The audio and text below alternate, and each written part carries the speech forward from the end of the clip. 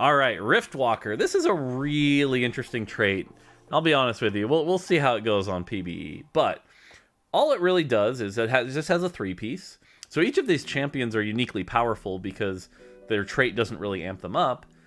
You've got Pike, kind of a reprint, but much more damage-based than utility, where he'll stab somebody and then slide and stab again, and that slide will do the stun.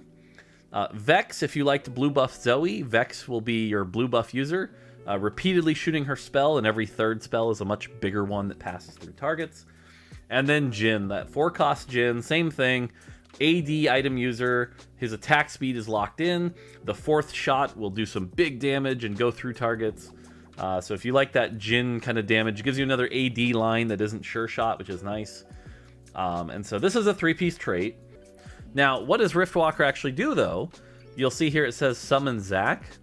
Well, the way it works is as soon as you put the 3-piece trait in, Zac is back. Zac is not a viable champion, but he joins your team. But the interesting thing about Zac is whichever Riftwalker he's closest to, he gets that trait. So, for example, if you put him next to Vex, you get a mascot. If you put him next to Jin, you get a renegade. And if you put him next to a Pike, you get a hacker. And you can see right here, he puts him next to the Pike, and that's 2 hacker, and now they have the heck room. So, pretty cool trait. And yes, there is a Riftwalker emblem, so you can do some pretty crazy things with this. That's the thing I think we're going to keep an eye on and see how that goes.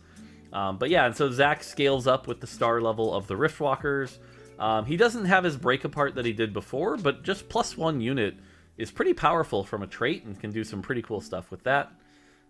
So yeah, definitely check it out. And like I said, I think Jin and Vex will both be very popular.